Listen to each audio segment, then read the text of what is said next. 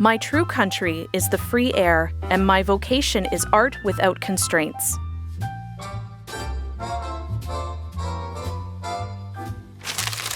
Make way, TikTok! Sarah Bernhardt is here. Called the Queen of the Pose and Gesture by author and playwright Edmund Rostand, the Golden Voice by author and playwright Victor Hugo, and known as the Divine to her adoring public, Sarah was an actor, theater director, painter, sculptor, writer, vegetarian, trailblazer, proud French Jewish woman, and the first modern celebrity influencer of the 19th century.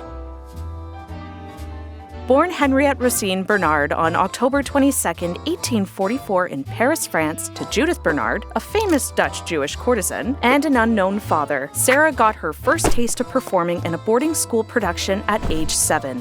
A few years later, one of her mother's bougie clients, the Duke of Morny, suggested Sarah pursue a life on stage and helped secure her an audition for the prestigious Paris Conservatory. Longing to explore more emotionally rich and fulfilling work, Sarah left the conservatory to join the Comédie Française. How did that work out? Well, her debut was a failure, and behind the scenes, Sarah slapped a senior artist across the face for pushing her sister. Drama! Needless to say, she got canned. Sarah went on to join the Théâtre Gymnase Dramatique, but after several more failed performances, she decided to quit acting and follow in her mother's footsteps to become a courtesan.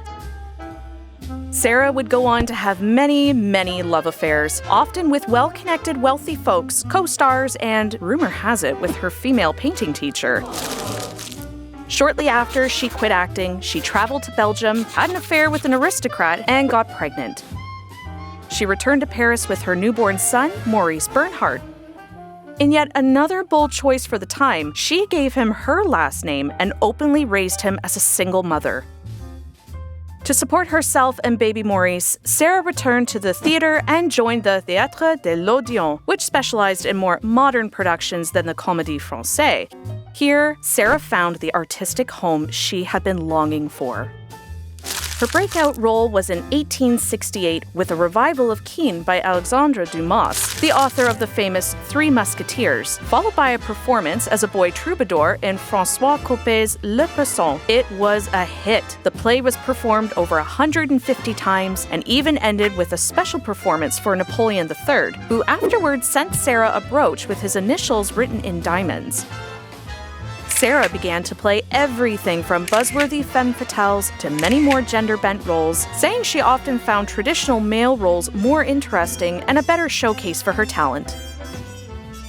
Our BFF George Bernard Shaw said of Sarah's work, the childishly egotistical character of her acting, which is not the art of making you think more highly or feel more deeply, but the art of making you admire her, pity her, champion her, weep with her, laugh at her jokes, follow her fortunes breathlessly, and applaud her wildly when the curtain falls. It is the art of fooling you. Sarah was becoming a celebrity at the same time the photography industry was taking off. She saw a way to utilize this growing industry to connect with fans while building and distributing her brand. You could say she was an influencer before influencers became a thing. Despite the adoration, Sarah and her fans were subjected to anti-Semitic portrayals and remarks in the media all the time. Even though she had been baptized and adopted Catholicism, she remained proud of her Jewish heritage, saying, "I'm a Roman Catholic and a member of the great Jewish race. I'm waiting until Christians become better."